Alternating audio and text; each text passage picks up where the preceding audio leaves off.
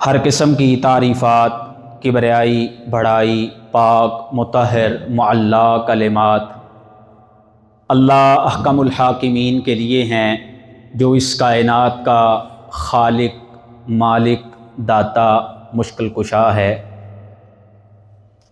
درود و سلام آقا دو جہاں، سرور کونین، تاجدار انبیاء، ختم الرسل، امام الموحدین، امام المجاہدین، جناب حضرت محمد الرسول اللہ صلی اللہ علیہ وسلم کی ذات اقدس کے لیے۔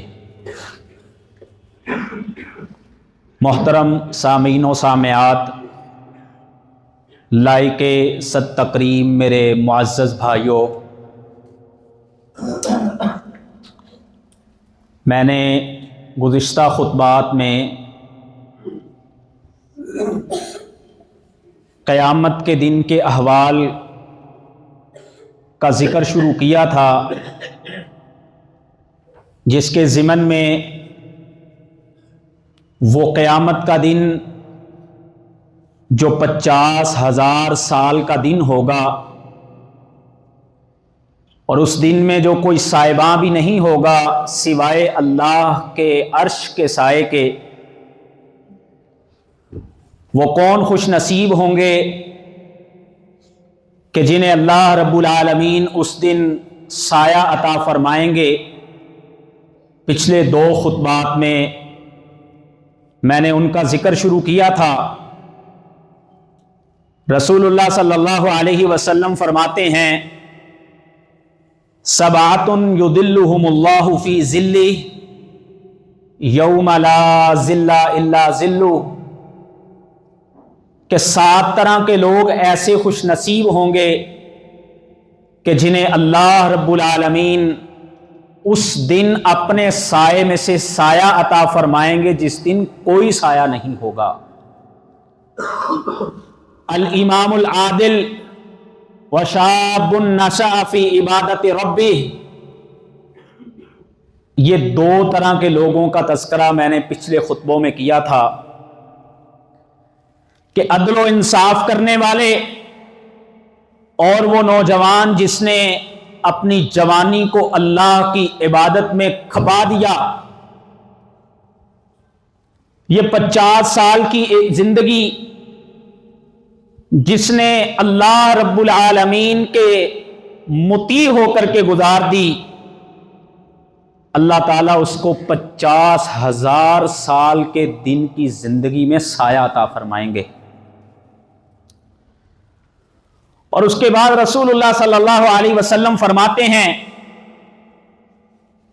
وَرَجُلٌ دَعَتْهُ امْرَأَةٌ ذَاتُ مَنْصَبٍ وَجَمَالٍ قَالَ إِنِّي أَخَافُ اللَّهَ، ایسا آدمی کہ جسے کوئی بڑے منصب والی اور بڑی خوبصورت عورت برائی کی دعوت دیتی ہے اور یہ کہہ دیتا ہے، انی اخاف اللہ، کہ میں اللہ سے ڈرتا ہوں، اور اس کی آفر کو ٹھکرا دیتا ہے۔ رسول اللہ صلی اللہ علیہ وسلم فرماتے ہیں، اس کا یہ ایک جملہ انی اخاف اللہ، اس 50,000 سال کی زندگی میں اس کو اللہ کے عرش کے سائے کا مستحق بنا دیتا ہے۔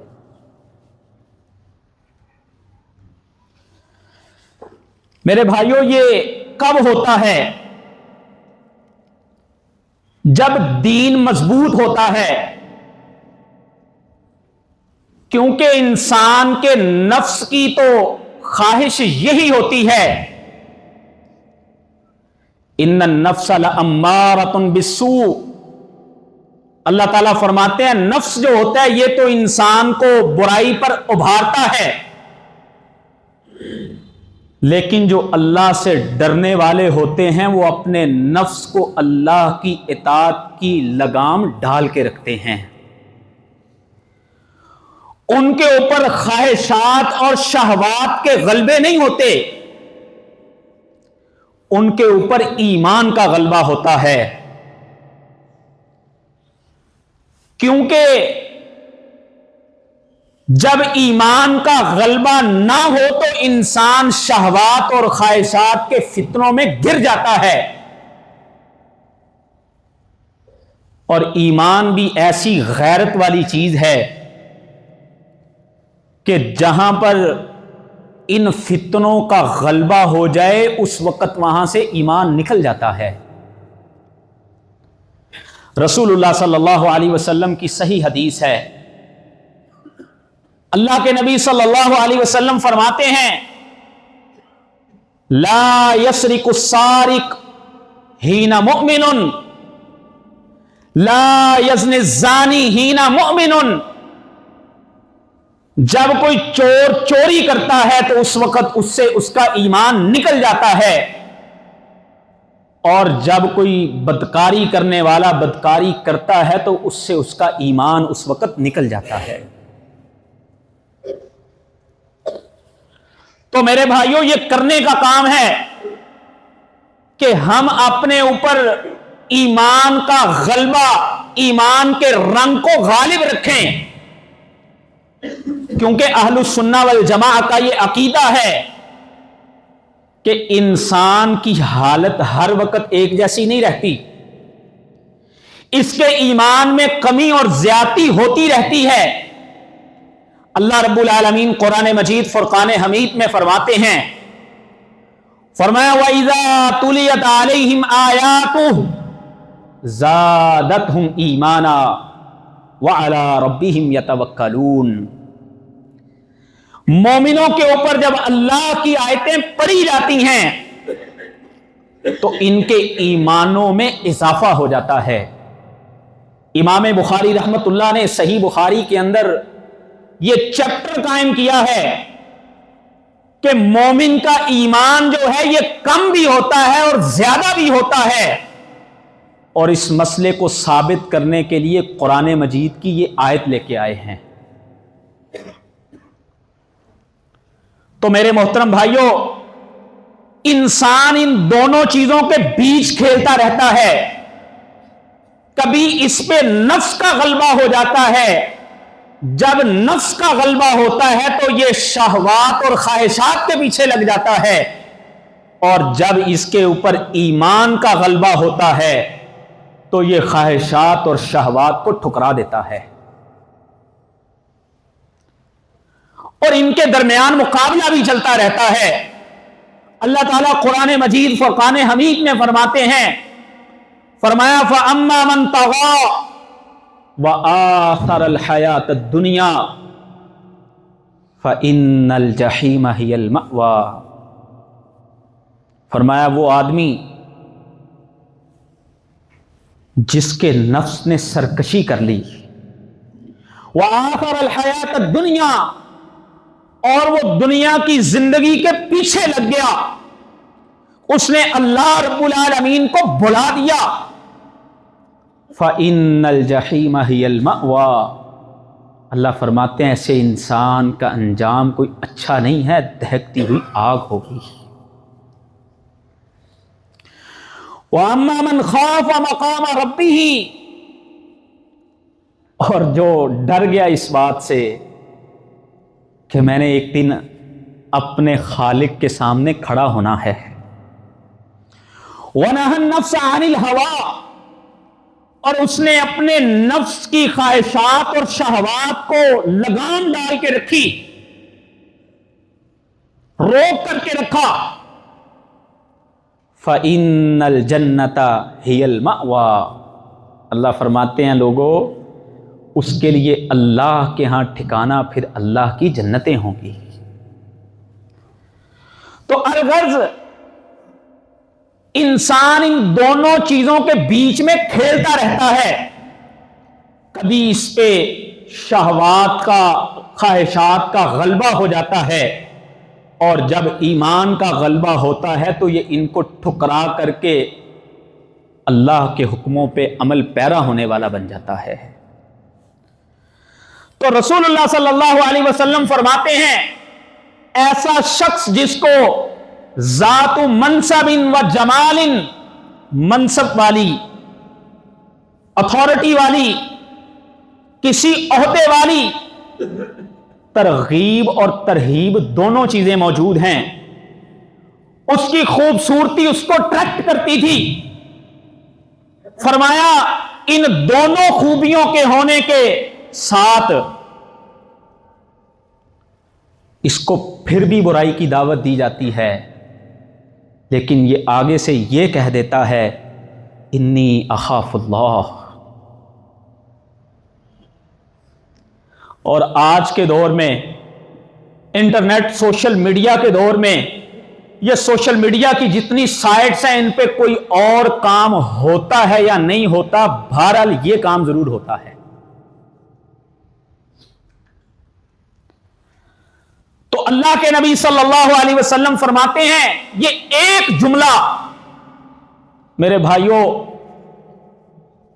گناہوں کی لذتیں وقتی ہوتی ہیں لیکن ان کی ندامتیں بسا اوقات نہ مٹنے والی ہوتی ہیں.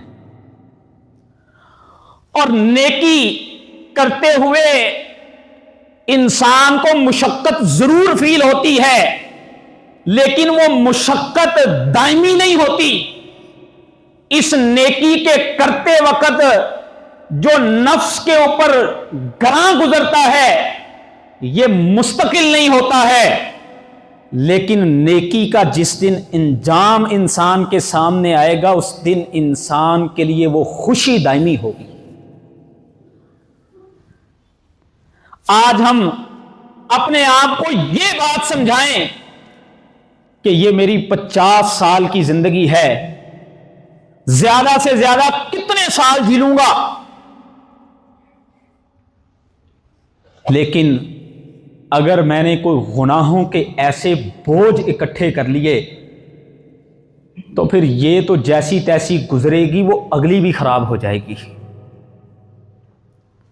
اور اگر میں نے اپنے آپ کو اللہ کا مطیع بنا لیا تو یہ تو جیسے تیسے گزر جائے گی، پھر میں نے اگلی زندگی کو محفوظ کر لیا ہے. اللہ تعالیٰ قرآن مجید میں فرماتے ہیں وَلْتَنْظُرْ نَفْسٌ مَّا قَدَّمَتْ لِغَدٍ، چاہیے ہر جان کو، ہر نفس کو دیکھے میں کیا سیو کر رہا ہوں. تو میرے بھائیوں، زندگی میں کوئی ایسی نیکیاں ضرور کرنی چاہیے انسان کو کہ مشکل وقت میں انسان اس نیکی کا اللہ کے سامنے واسطہ ڈال سکے. کیا ہم میں سے کسی کی کوئی نیکی ایسی ہے؟ ہر بندہ غور کرے کہ میرے اوپر کوئی مشکل وقت آ جائے میں اللہ کو یہ واسطہ دے سکوں کہ اللہ یہ نیکی تو خالصتاً تیرے لیے کی تھی، اور اس نیکی پہ مجھے یہ مان بھی ہو کہ رب کو جب میں اس نیکی کا واسطہ ڈالوں گا تو میرا رب مان جائے گا. چھوٹے چھوٹے ہوتے تھے ہم بچپن میں، وہ غار والوں کا واقعہ سنتے تھے نا. امام بخاری رحمت اللہ علیہ صحیح بخاری میں وہ لے کے آئے ہوئے ہیں. 3 بندے تھے، غار میں پھنس گئے تھے. بارش سے بچنے کے لیے غار میں گئے، سلائیڈنگ ہوئی، پتھر اتنا بڑا اس کے منہ پہ آ گیا کہ وہ غار بند ہو گئی. تو ان تینوں نے وہاں پہ کیا کیا تھا؟ اپنے نیک عمل کا واسطہ ڈالا تھا. 2 نے یہ کہا تھا اللہ میں والدین کی خدمت کرتا تھا. ایک نے کہا والدین کی خدمت، دوسرے نے کہا وہ مزدور جو میرے پاس کام کرتا تھا اس کی اجرت میں نے سنبھال کے رکھی، جب آیا میں نے سارے ہی اس کو لوٹا دیا. اور تیسرے نے وہاں پہ کیا اپنے عمل کا واسطہ ڈالا تھا؟ اللہ میری ایک کزن تھی، میں اس کے ساتھ برائی کا ارادہ کر چکا تھا اور میں وہاں تک چلا گیا تھا جہاں سے واپس آنا مشکل ہوتا ہے. جب میں اس پہ واقع ہوا تو اس نے مجھے کہا اتق اللہ، اللہ سے ڈر جا. اللہ کے نبی صلی اللہ علیہ وسلم فرماتے ہیں کہ اس نے جب اتق اللہ کو سنا اس کے جسم میں ایک لرزہ طاری ہوا اور وہ وہاں سے واپس پلٹ گیا. اللہ تعالیٰ نے اس کے اس عمل کی وجہ سے اس ایک مصیبت سے جہاں بیٹھ کے وہ موت کا انتظار کر رہے تھے اللہ نے نجات عطا فرما دی. تو آج ہم دیکھیں ہماری کوئی نیکیاں ایسی ہیں، اور میں اپنے نوجوان بھائیوں کو بالخصوص کہوں گا، قرآن مجید میں اللہ تعالیٰ نے ہمارے نبی محمد صلی اللہ علیہ وسلم کے آباء و اجداد میں سے یوسف علیہ السلام کی زندگی کو بالخصوص ذکر کیا ہے. آج کا وہ دور جب برائی موڑ موڑ پہ انسان کے لیے کرنا کوئی مشکل نہیں ہے، یوسف علیہ السلام کی زندگی کو پڑھ کر کے اس سے نصیحت حاصل کیا کریں. اللہ تعالیٰ قرآن مجید میں فرماتے ہیں وراودتہ اللاتی، وہ خاتون جس کے گھر میں یوسف علیہ السلام جا کے ٹھہرے تھے، خاتون اول تھی، صاحب اختیار تھی، برائی کی دعوت دیتی ہے، وغلقت الابواب، دروازے بھی بند کر دیتی ہے، کوئی دیکھنے والا بھی نہیں ہے. قالت حیت لک، یوسف علیہ السلام کو بلاتی ہے، قال معاذ اللہ، اور یوسف علیہ السلام کیا کہتے ہیں؟ میں اللہ کی پناہ میں آتا ہوں. انہ ربی احسن مثواج، میرا رب تو وہ ہے جس نے مجھے بڑا اچھا ٹھکانہ فراہم کیا ہے. وہ یوسف جو کنویں میں گر گیا تھا، اللہ نے اس یوسف کو کنووں سے نکال کر کے آج اگر شاہی محل کے اندر پہنچا دیا ہے، میں اپنے اس رب کے ساتھ غداری نہیں کر سکتا. اور وہ کہنے والی دھمکی بھی دیتی ہے. اللہ تعالیٰ فرماتے ہیں اس نے یہ بھی کہا وَلَئِن لَّمْ يَفْعَلْ مَا أَأْمُرُهُ لَيُسْجَنَنَّ، اگر اس نے وہ کام نہ کیا جو میں اس کو کہتی ہوں تو اس کو جیل میں ڈال دیا جائے گا. تو یوسف علیہ السلام نے کیا کہا؟ قال ربی السجن احب الی مما یدعوننی الیہ، اے اللہ جس چیز کی طرف یہ مجھے بلاتی ہے اس سے میں جیل کو زیادہ پسند کرتا ہوں. میرا اگرچہ جرم اور قصور کوئی نہیں ہے، میں پھر بھی جیل میں جا کے اپنے دین کو بچانا چاہتا ہوں. جو اللہ والے ہوتے ہیں وہ اپنے دین کو بچانے کے لیے دنیا داؤ پر لگا دیتے ہیں، اور جو دنیا والے ہوتے ہیں وہ اپنی دنیا بچاتے ہیں، دین جاتا ہے تو چلا جائے. میں اور آپ دیکھیں ہم کہاں پر کھڑے ہیں. کیا ہم اپنا دین بچانے کے لیے اپنی دنیا کی فکر کے پیچھے دین تو کہیں ضائع کرنے والے نہیں ہیں؟ تو آؤ میرے بھائیوں، اسلام جس طرح انسان کا احترام کرتا ہے، انسان اسی طرح انسانی عزت کا بھی احترام کرتا ہے کہ یہ اپنی عفت اور پاک دامنی کی حفاظت کرنے والا ہو. اللہ رب العالمین نے اس طرف جانے والے سارے رستوں کو بند کیا ہے. وَلَا تَقْرَبُوا الزِّنَا، اللہ فرماتے ہیں یہ تو بہت برا کام ہے، اس کے قریب لے جانے والی چیزیں ان کے قریب بھی تم نے نہیں جانا ہے، کیونکہ زنا سے پیدا ہونے والا بچہ باعث شرمندگی ہوتا ہے، اور نکاح کے نتیجے میں پیدا ہونے والے بچے پہ لوگ فخر کرتے ہیں. اسلام نے انسان کے نسب کی، اس کی حفاظت کی ہے. اس کے لیے یہ زنا جیسی برائی جو ہے اس کو بہت برا گردانا ہے. اور یہ صرف اسلام میں نہیں بلکہ دنیا کے سارے الہامی مذاہب کے اندر اس کے متعلق یہی تعلیم موجود ہے. اور اسلام اگر اس برے کام سے روکتا ہے تو اس کے آلٹرنیٹ کے طور پہ ہمیں حلال ریلیشن شپ، نکاح کا راستہ فراہم کرتا ہے. رسول اللہ صلی اللہ علیہ وسلم نے فرمایا یا معشر الشباب من استطاع منکم الباءۃ فلیتزوج،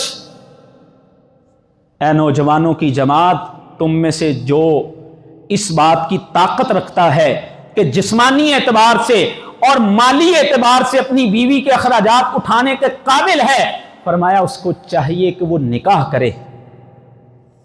فَإِنَّهُ لَهُ وِجَاءٌ، فرمایا جو نکاح نہیں کر سکتا، علیہ الصوم، وہ روزے رکھے، یہ روزے رکھنا اس کے لیے ڈھال بن جائے گا۔ اور یہ نکاح جیسا مقدس رشتہ جس معاشرے میں مشکل بنا دیا جاتا ہے، اس معاشرے میں پھر برائی آسان ہو جاتی ہے۔ تو میرے بھائیوں، آج ہمیں اپنے بچوں کی شادیوں میں تاخیریں نہیں کرنی چاہیے، والدین کو غور کرنا چاہیے۔ یہ ہیلے بہانے، ڈگریاں، وہ والدین جو بڑے پکے نمازی ہیں، اگر اولادیں اس وجہ سے خراب ہو رہی ہیں تو ان کو اپنی نمازوں کی فکر کرنی چاہیے۔ ہمیں دیکھنا چاہیے، اور پھر اس کو جو ہمارے ہاں بڑا مشکل بنا دیا گیا، پہلے تو ڈگریاں مکمل نہیں ہوتی، وہ ہو جائیں تو پھر اب سٹیٹس بن گیا ہے، اس کے مطابق اب رشتے نہیں ملتے ہیں۔ اب اس کا نتیجہ کیا ہو رہا ہے کہ یہ تو فطرت ہے نا، اس کو تو نہیں روکا جا سکتا، پھر غلط کاریاں ہوتی ہیں۔ یہاں پہ میرے پاس کئی لوگ آتے ہیں، اپنی زندگیوں کے ایسے ایسے واقعات سناتے ہیں، الحفیظ والامان، اللہ تعالیٰ نے پردے ڈالے ہوئے ہیں، پڑے ہی رہے۔ تو میرے محترم بھائیوں، آج ہمیں رسول اللہ صلی اللہ علیہ وسلم کی ان تعلیمات پہ عمل کرنا چاہیے۔ آپ نے فرمایا جو نکاح کر لیتا ہے فَإِنَّهُ أَغَضُّ لِلْبَصَرِ وَأَحْسَنُ لِلْفَرْجِ، یہ انسان کی نگاہوں کو جھکانے والا بن جاتا ہے اور اس کی شرمگاہ کو پاک کر دیتا ہے۔ تو آئیے آج ہم نہ پڑیں اس مغربی معاشرے کے پیچھے، آج ہمیں پریفرنس دینی چاہیے اپنے اسلامی خاندانی نظام کو، وہ فیملی سسٹم کو جس کو اسلام نے بڑا مضبوط بنا کر کے میرے اور آپ کے سامنے پیش کیا ہے، نہ کہ ہم آج دوڑتے پھریں اس مغربی معاشرے کے پیچھے کہ جہاں کسی رشتے کی تمیز باقی نہیں رہ گئی۔ آج ہم اگر ترقی کا راستہ اس کو سمجھتے ہیں، دنیا نے فیمینزم کے نام سے تحریک کو کھڑا کر کے عورتوں کے حقوق کے اوپر اتنا کام کر کے دراصل عورتوں کو حقوق نہیں دلوائے بلکہ عورتوں تک رسائیاں حاصل کی ہیں۔ اور آج اس یورپ میں جب سٹارٹ میں ماڈرنزم آیا تھا، آج پوسٹ ماڈرنزم کا دور چل رہا ہے جس کے اندر خیر اور شر کا تصور یہ طے کر دیا گیا کہ انسان جسے اچھا سمجھتا ہے وہ اچھا ہے اور انسان جسے برا سمجھتا ہے وہ برا ہے۔ شاید اسی کا نتیجہ ہے کہ ایک باپ کے سامنے اس کی 18 سال کی ہو جانے والی بیٹی اپنے بوائے فرینڈ کے ساتھ جا رہی ہو، وہ اس کو روک نہیں سکتا۔ ہاں، اسی عورت کو اس کی اجازت کے بغیر اگر کوئی دیکھ بھی لے تو ہراسمنٹ کا کیس ہوتا ہے۔